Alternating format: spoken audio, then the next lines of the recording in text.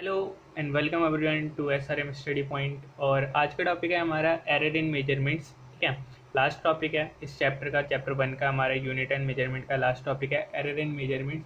तो आज की वीडियो में एरर्स के बारे में पढ़ेंगे, टाइप्स ऑफ एरर, कितने टाइप्स के एरर होते हैं। ठीक है, और जो मेन पोर्शन है इसका न्यूमेरिकल। ठीक है, क्योंकि इससे न्यूमेरिकल्स आते हैं हमारे एरर से। कोई भी एक न्यूमेरिकल आ जाता है 3 मार्क्स का। तो मेन जो है हमारा न्यूमेरिकल, न्यूमेरिकल के साथ समझेंगे कि कौन से टाइप का एरर्स होता है और कैसे एरर फाइंड करते हैं। सो वीडियो अच्छी लगे तो वीडियो को लाइक कर देना, चैनल सब्सक्राइब नहीं किया तो चैनल को सब्सक्राइब कर लो, बेल आइकन ऑन कर देना ताकि आपको लेटेस्ट अपडेट मिलती रहे, और वीडियो को ज़्यादा से ज़्यादा शेयर करना। तो मेनली जो टॉपिक है हमारा एरर टॉपिक करिए। तो एरर देख रहे हो यहाँ पे सारा लिखा हुआ है। मेनली इसमें टाइम वेस्ट होता है, थ्योरी पोर्शन है। न्यूमेरिकल वाला आपको पर्टिकुलर समझाऊंगा, थ्योरी पोर्शन इसलिए मैंने पहले ही लिख दिया है। ठीक है, तो सबसे पहले हम बात करें एरर की। ठीक है, तो एरर को डिफाइन कैसे कर सकते हैं। जो अनसर्टेनिटी होती है हमारे पास किसी भी गिवन मेजरमेंट में, कोई भी मान लो हमें मेजरमेंट दी गई, उनमें जो अनसर्टेनिटीज होती हैं उन्हें ही हम क्या नाम देते हैं, एरर। ठीक है, अब सेकंड चीज क्या आता है, एरर को फाइंड कैसे कर सकते हैं, मेजर कैसे करेंगे। तो सिंपली यहाँ पे लिखा हुआ देख सकते हो, error is measure by difference between measure value, जो वैल्यू आप मेजर करके ला रहे हो, और जो उसकी एब्सोल्यूट या फिर ट्रू वैल्यू है, दोनों का जो डिफरेंस होता है वही क्या होता है, वही क्या निकलता है हमारा एरर। तो डिफरेंस बिटवीन क्या हो जाएगा आपका, measure value absolute value is known as error. कोई भी आपको फिजिकल क्वांटिटी दे रखी है, लाइक लेंथ मेजर करना हो या फिर कुछ भी जो मेजर करना होता है, उसमें मेजर वैल्यू हमारी कुछ आती है, एब्सोल्यूट वैल्यू उसकी कुछ और होती है। अगर उनको माइनस कर दो तो आपको क्या मिल जाएगा, एरर मिल जाएगा वहाँ से। अब टाइप्स की बात करें, जो हमारे सिलेबस में है, जितने टाइप्स के एरर्स हमें पढ़ना है, तो टाइप्स ऑफ एरर की बात करें तो टोटल हमारे पास पहला है हमारा कॉन्स्टेंट एरर। ठीक है, जो हमें पढ़ना है। सेकेंड है हमारा सिस्टमेटिक एरर। तीसरा है हमारा रैंडम एरर। फोर्थ है हमारे पास एब्सोल्यूट एरर। फिफ्थ है हमारा रिलेटिव, और लास्ट में सिक्स्थ है हमारे पास परसेंटेज एरर। ठीक है, तो ये 6 टाइप के एरर आपके सिलेबस में और आपको पढ़ना है डिटेल में। Constant, systematic, random, absolute, relative और लास्ट में परसेंटेज। न्यूमेरिकल पोर्शन की बात करें तो न्यूमेरिकल पोर्शन सिर्फ और सिर्फ आपका इनमें से है, random error, absolute error, relative और परसेंटेज। कोई भी एक क्वेश्चन आएगा, उसमें क्वेश्चन में क्या क्या गिवन, आपको क्या क्या पूछ सकते हैं, रैंडम एरर पूछ सकते हैं, उसका एब्सोल्यूट पूछ सकते हैं, रिलेटिव पूछ सकते हैं, और परसेंटेज फाइंड करने के लिए पूछ सकते हैं। तो ये हमारा न्यूमेरिकल पोर्शन वाला है। बाकी ये जो हमारा कांस्टेंट एंड सिस्टमैटिक, ये थ्योरी पोर्शन का है, इसमें कोई न्यूमेरिकल इससे नहीं आता। ठीक है, लाइक कांस्टेंट हो गया, सिस्टमैटिक एरर हो गया, इसमें से सिर्फ थ्योरी है, इनकी डेफिनेशंस पढ़नी और समझना है, और कोई भी न्यूमेरिकल से रिलेटिव इसमें कुछ भी नहीं है। तो सिस्टमैटिक पहले जो है हम पहले स्टार्ट करते हैं numerical portion. Numerical portion like random error, absolute, relative and percentage error किस तरीके से फाइंड करते हैं, कैसे क्वेश्चन आता है, पहले वो बताता हूँ मैं। ये जो है ये पूरा जैसे मैंने बताया थ्योरी पोर्शन का है। ठीक है, तो थ्योरी वाला लास्ट में करेंगे टॉपिक। तो स्टार्ट करते हैं रैंडम एरर से।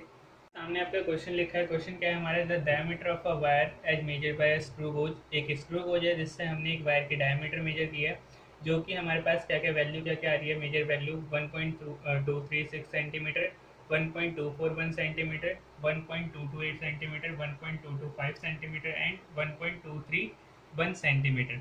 कैलकुलेट क्या क्या करना है हमें, मीन वैल्यू कैलकुलेट करना है डायमीटर का, एब्सोल्यूट वैल्यू कैलकुलेट करना है। ठीक है, in each measurement, then mean, absolute error, relative error और परसेंटेज एरर। तो जैसे मैंने बताया था, जो हमारा न्यूमेरिकल पोर्शन है वो इनसे ही आता है, absolute, relative, percentage, mean, absolute और या फिर मीन वैल्यू। तो थ्योरी जो है आपकी, जो भी है आपके ये एरर्स हैं जो जिससे हमारा न्यूमेरिकल्स आता है, वो मैं पर्टिकुलर न्यूमेरिकल से समझाऊंगा, ताकि न्यूमेरिकल से क्या होता है कि आपकी चीज़ें जल्दी समझ में आ जाएगी। ठीक है, जब क्वेश्चन एक पता चल जाए, क्वेश्चन इस टाइप से आता है, उससे चीज़ें बहुत जल्दी समझ में आती है। तो इस क्वेश्चन का सॉल्यूशन करते हैं, साथ में ये चीज़ें पढ़ते चलेंगे कि थ्योरी में क्या क्या है इसमें। तो अगर सॉल्यूशन की बात करें हम, तो हमारे पास मेनली क्या क्या है इसमें, कि हमारा एक स्क्रू गोज है जिससे डायमीटर वायर की, किसी भी वायर की डायमीटर कैलकुलेट की गई या मेजर की गई, जिसमें हमारे पास मेजरमेंट से रखी है। पहली क्या है, ये हमारे पास 1.236, 1.241 इस तरीके से। ठीक है, सबसे पहले हमें क्या फाइंड करना है, मीन। ठीक है, हमें पहले फाइंड करना है mean value of diameter.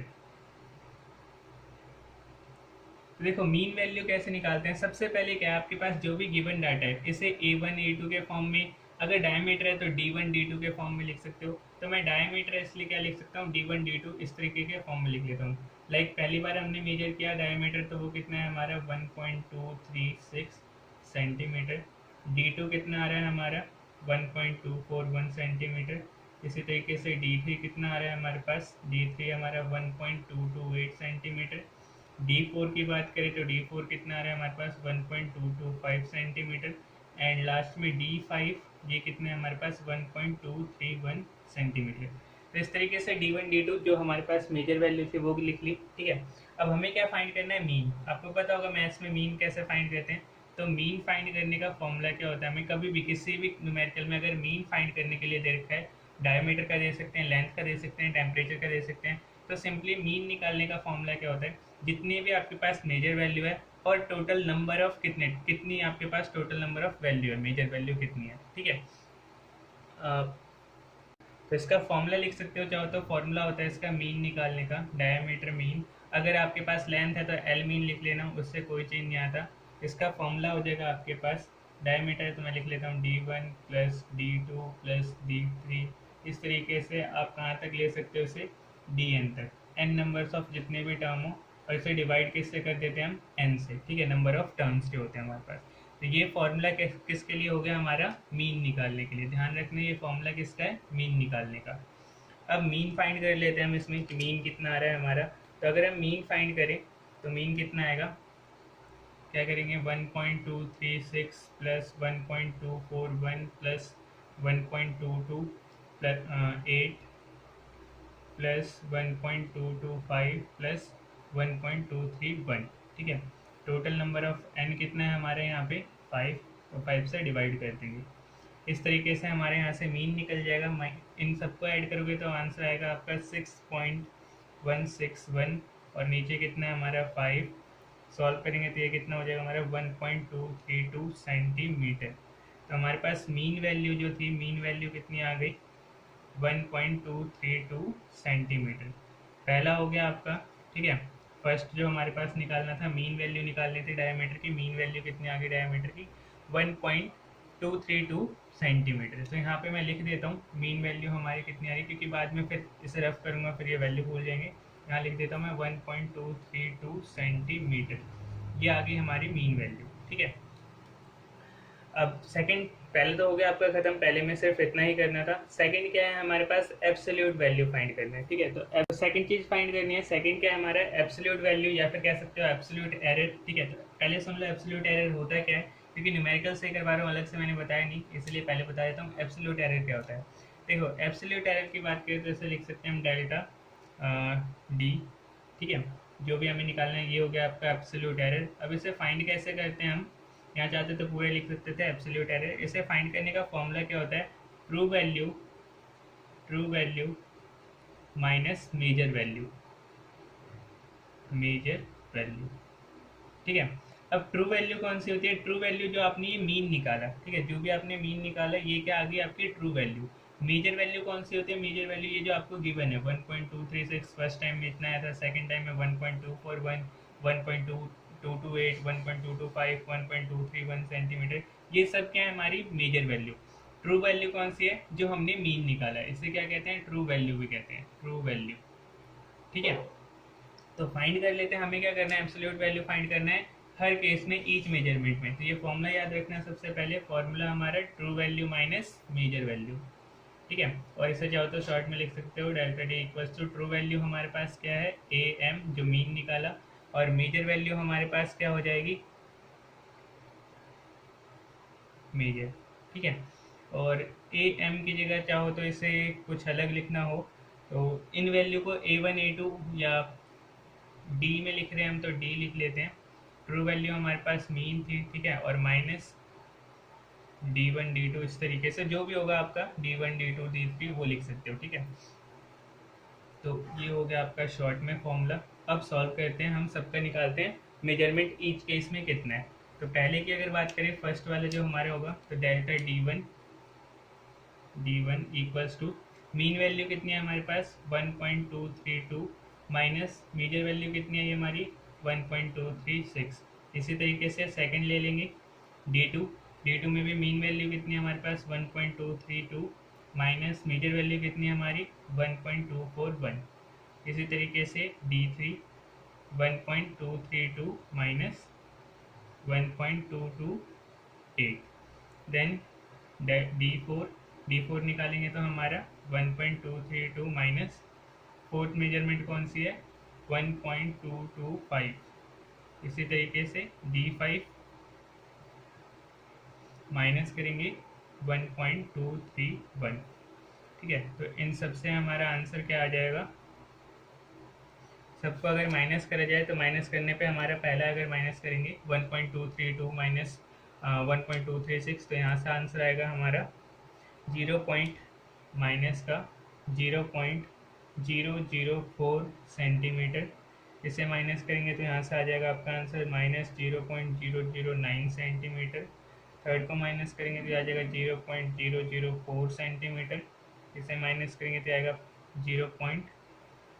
0.007 centimetre, और ये आ जाएगा 0.001 सेंटीमीटर। ठीक है, ये दो वैल्यू माइनस किया, बाकी सारी वैल्यू कैसी है प्लस की। ये निकाल लिया हमने, D1 मीन निकाल लिया सबका, एब्सोल्यूट वैल्यू निकाल लिया सबका, D1 निकाल लिया, D2 निकाल लिया, D3 D4 D5। ठीक है, तो यहाँ से क्या निकल गया हमारा एब्सोल्यूट वैल्यू, जो हमें ये निकालना था। ये हो गया आपका सेकंड पार्ट क्लियर। सेकंड में सिर्फ इतना ही करना था आपको, एब्सोल्यूट वैल्यू कैसे निकालते हैं, true value minus measure value कर दो। फॉर्मूला हो गया हमारा मीन, और जो भी हमारे पास मेजर वैल्यू होंगी यहाँ पे चाहते से पूरा लिख लो एम मेजर वैल्यू। ठीक है, जो गिवन है, तो इस तरीके से मेजर, ये समझ में आ गया होगा। अब थर्ड क्या है हमारा, मीन एब्सोल्यूट एरर। अब क्या निकालना है हमें, मीन एब्सोल्यूट एरर।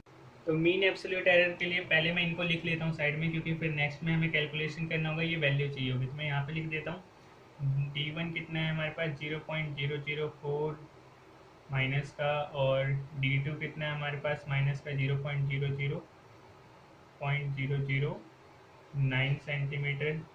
D3 कितना है हमारे पास 0.004, D4 कितना है हमारा 0.007, और इसी तरीके से D5 कितना है हमारा 0.001। ठीक है, तो मैंने ये साइड में लिख लिया है, क्योंकि अभी नेक्स्ट में कैलकुलेशन करने में ये वैल्यू चाहिए होगी हमें, साइड में लिख लिया है।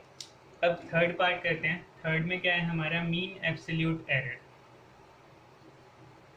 देखो मीन एब्सोल्यूट एरर कैसे फाइंड करते हैं, ये जो हमारा थर्ड है, थर्ड पोर्शन, मीन एब्सोल्यूट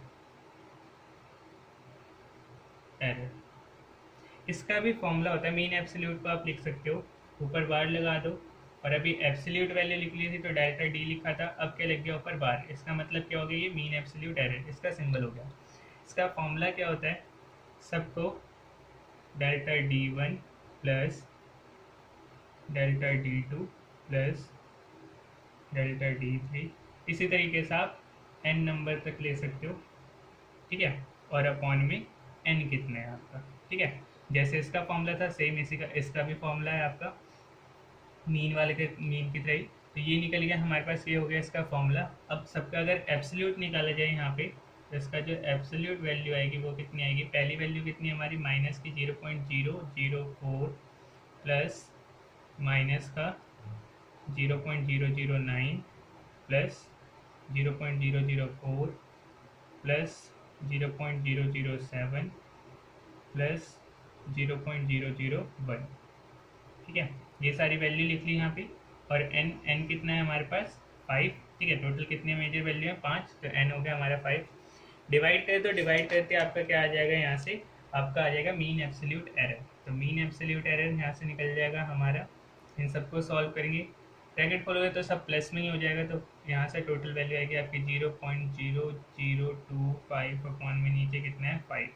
इसे सॉल्व करेंगे तो सॉल्व करने पर आंसर कितना आएगा हमारा 0.005 सेंटीमीटर। यूनिट का ध्यान रखना सेंटीमीटर में था, बाकी सारी चीज़ें भी हमारी सेंटीमीटर में चलेगी। तो ये आ गया हमारे पास क्या, मीन एब्सोल्यूट एरर। ठीक है, इस तरीके से हम क्या फाइंड करते हैं, मीन एब्सोल्यूट एरर निकालते हैं। ठीक है, अब मीन एब्सोल्यूट एरर निकालने के बाद नेक्स्ट आता है हमारा रिलेटिव एरर। ठीक है, नेक्स्ट क्या है हमारा रिलेटिव एरर। तो यहाँ पे इसे भी साइड में यहाँ लिख देता हूँ मैं, जो मीन एब्सोल्यूट आया है हमारे पास, ये कितना आ रहा है 0.005 सेंटीमीटर, ये है मीन एब्सोल्यूट एरर। ठीक है, बाद में काम आए कहीं, इसलिए साइड में लिख दिया। तो थर्ड तक आपको समझ में आ गया वो तीनों, कि मीन कैसे निकालते हैं, देन एब्सोल्यूट वैल्यू कैसे निकालते हैं, फिर मीन एब्सोल्यूट वैल्यू कैसे निकालते हैं। अब फोर्थ करते हैं रिलेटिव। ठीक है, रिलेटिव एरर कैसे फाइंड करते हैं, या रिलेटिव वैल्यू कैसे फाइंड करते हैं। देखो नेक्स्ट है हमारा relative, fourth portion, relative error. तो रिलेटिव एरर की बात करें तो रिलेटिव एरर सिंपली इसका फॉर्मूला होता है हमारा डी, ठीक है। डायमीटर इसलिए पहले ही बताया मैंने, सबको डी ले रखा है, आपका ए ले सकते हो, बी ले सकते हो, कुछ भी ले सकते हो, ठीक है। इसका फॉर्मूला होता है, इससे सिंपली ये रेशियो होता है हमारा mean absolute value, mean absolute value, या एरर लिखना चाहो तो एरर लिख सकते हो, अपॉन में मीन वैल्यू, ठीक है। तो कोई पूछे रिलेटिव एरर क्या होता है, तो रिलेटिव एरर क्या होता है, हमारा रेशियो होता है किस किस का, मीन एब्सोल्यूट एरर या मीन एब्सोल्यूट वैल्यू अपॉन में मीन वैल्यू, ठीक है। मीन एब्सोल्यूट वैल्यू हमने कैलकुलेट कर ली, कितनी आई है 0.005, और हमारे पास मीन वैल्यू कितनी थी 1.232। सबसे पहले हमने क्या निकाला था, मीन वैल्यू निकाला था, देन ये आ गया हमारा एब्सोल्यूट वैल्यू। तो फाइंड कर लेते हैं इसे, जो रिलेटिव वैल्यू से फाइंड करेंगे तो क्या आ जाएगा हमारा, मीन एब्सोल्यूट आया था हमारा 0.005 सेंटीमीटर, और मीन वैल्यू हमारी कितनी आई थी, मीन वैल्यू आई थी हमारी 1.232 सेंटीमीटर, ठीक है। यहाँ से इसे सॉल्व करेंगे तो सॉल्व करने पे हमारा आंसर आ जाएगा 0.004 सेंटीमीटर। एक और चीज़ ध्यान रखना, वो छूट गया आपका, ये जो फॉर्मूला होता है हमारे इसमें मीन एब्सोल्यूट, उसमें चल जाएगा, चलो एरर में निकालेंगे ना जब परसेंटेज एरर, वहाँ पे लगा लेंगे, छोड़ देंगे, कोई दिक्कत नहीं है, ठीक है। तो ये हो गया हमारे रिलेटिव एरर। तो रिलेटिव एरर आ गया आपका इस तरीके से। फॉर्मूला ध्यान रखना, अगर फॉर्मूला ध्यान है तो बाकी सारी चीज़ें हो जाएंगी। तो रिलेटिव एरर हमारा कितना आ रहा है, यहाँ लिख देते हैं इसे भी साइड में, रिलेटिव एरर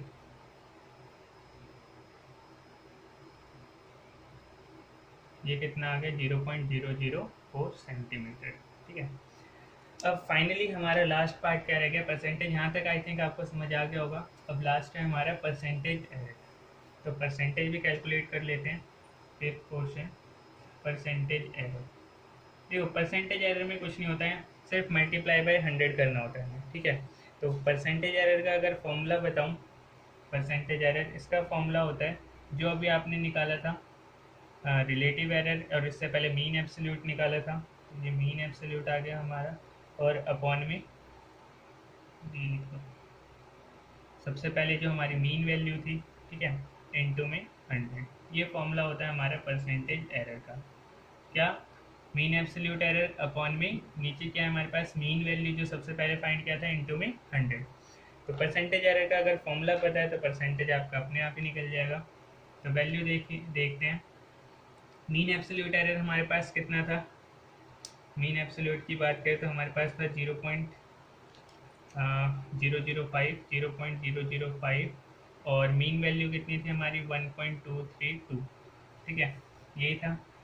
इसके बाद इनटू में 100, इसे सॉल्व करेंगे, सॉल्व करने पे आपका कितना आ जाएगा, ये प्लस माइनस, इसे सॉल्व करोगे, पहले इसको कर लो तो ये आएगा 0.004 इंटू में 100, इसे सॉल्व करोगे तो ये आ जाएगा आपका प्लस माइनस 0.4%, ठीक है। ये आ गया आपका परसेंटेज एरर।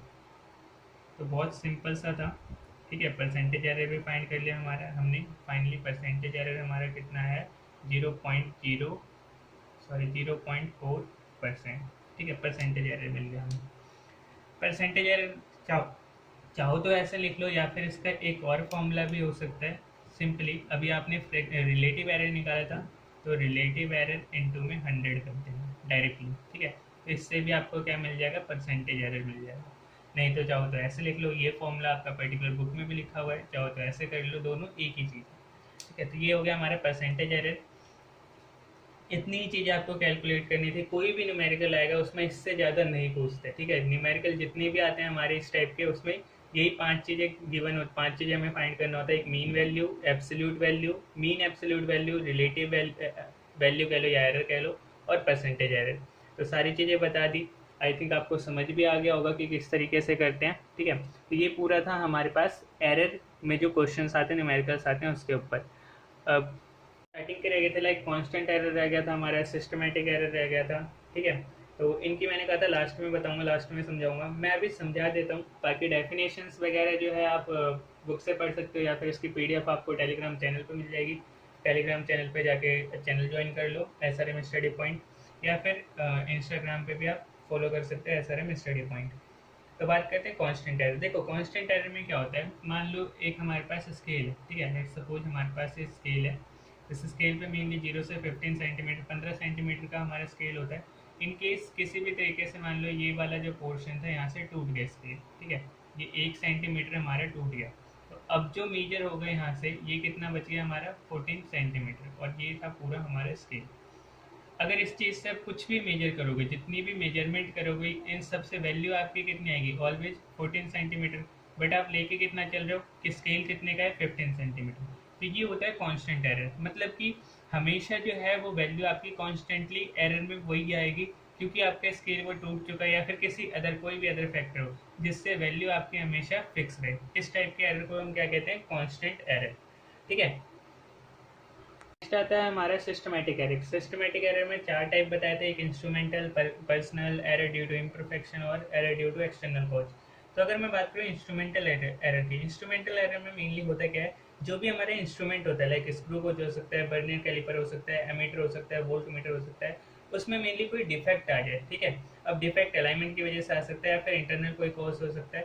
तो ड्यू टू इंस्ट्रूमेंट में कोई चेंज आ रहा है, किसी तरीके का एरर आ रहा है, उसकी वजह से आप जितनी भी उससे वैल्यू मेजर करोगे उन सब में क्या होगा, कुछ ना कुछ एरर आएगा, ठीक है। तो इस टाइप के एरर को क्या कहते हैं, इंस्ट्रूमेंटल एरर। इसके बाद आता है नेक्स्ट हमारा पर्सनल एरर, ठीक है, पर्सनल एरर कह सकते हो या फिर हैबिचुअल एरर कह सकते हो। इसमें क्या होता है, जनरली हमारे पास हमारा कोई सिम्टम्स हो सकता है, लाइक किसी का कोई इंडिविजुअल सिम्टम्स हो सकते हैं, पैरेलैक्स मेथड होता है, ऑप्टिकल बेंच होता है, या फिर स्पेयर मीटर होता है। इनमें क्या होता है, आपको मेजरमेंट करनी होती है देख के। तो मान लो किसी ने स्पेक्स लगा रखे हैं या फिर कुछ और किसी तरीके का उसका इंडिविजुअल का कोई सिम्टम्स है जिसकी वजह से उसको डिस्टेंस प्रॉपर नहीं दिख रहा, या कोई भी केस हो सकता है, ठीक है, इंडिविजुअल में पर्टिकुलर। तो उस टाइप के एरर को क्या कहते हैं, पर्सनल एरर। नेक्स्ट आता है हमारा एरर ड्यू टू इम्परफेक्शन। अब इम्परफेक्शन में क्या होता है, हम कुछ फैक्टर्स नेग्लेक्ट करके चलते हैं। लाइक मान लो कि ये हमारे पास कोई टब है, ठीक है, इसमें पानी भरा हुआ है, इसमें कोई भी ऑब्जेक्ट डाल दिया, अब इसका हम यहाँ पे वेट मेजर कर रहे हैं, ठीक है। बट हमें पता है कि अगर जैसे कोई चीज़ वाटर में जाएगी तो उस पर क्या होगा, नीचे से बायोन्सी एक फोर्स लगती है, जिस फोर्स को हम नाम क्या देते हैं, बायोन्सी। बट हम क्या कर रहे हैं, बायोन्सी को यहाँ पे नेग्लेक्ट करके चल रहे हैं, तो इसकी वजह से भी क्या आएगा, हमारा एरर आएगा। तो इस टाइप के एरर को क्या कहते हैं, एरर ड्यू टू इम्परफेक्शन, ठीक है। यहाँ पे बायोन्सी फोर्स आ सकते हैं, या फिर कोई और मान लो कोई और किसी और तरीके का कोई हीट मेजरमेंट कर रहे हो तो वहाँ पे हीट रेडिएशन हो सकता है। तो इस टाइप के एरर को क्या कहते हैं, error due to imperfection. Last आता है हमारा error due to external cause. External cause में क्या होता है, मान लो कहीं पे भी आप टेम्परेचर मेजर कर रहे हो, प्रेशर मेजर कर रहे हो, मैग्नेटिक फील्ड, इन सारी चीज़ों की वजह से कोई भी एक एक्सटर्नल कोज है जहाँ पे आपका टेम्परेचर हो सकता है, कोई कैलकुलेशन करिए, लेंथ मेजर कर रहे हो, वहाँ पे टेम्परेचर उस पर इफेक्ट डाल सकता है, कहीं और कुछ मेजर कर रहे हो वहाँ पे प्रेशर इफेक्ट डाल सकता है, मैग्नेटिक फील्ड इफेक्ट डाल सकता है। तो इन सब की वजह से जो एरर में एरर आते हैं उनको क्या कहते हैं, एरर ड्यू टू एक्सटर्नल कोज। तो ये था आपका पूरा एरर वाला टॉपिक। वीडियो अच्छी लगी तो वीडियो को लाइक करना, चैनल को सब्सक्राइब कर लेना, और चैप्टर आपका ख़त्म हो गया तो वीडियो कैसी लगी वो नीचे कमेंट करके बताना, और वीडियो को ज़्यादा से ज़्यादा शेयर करना। Thank you for watching.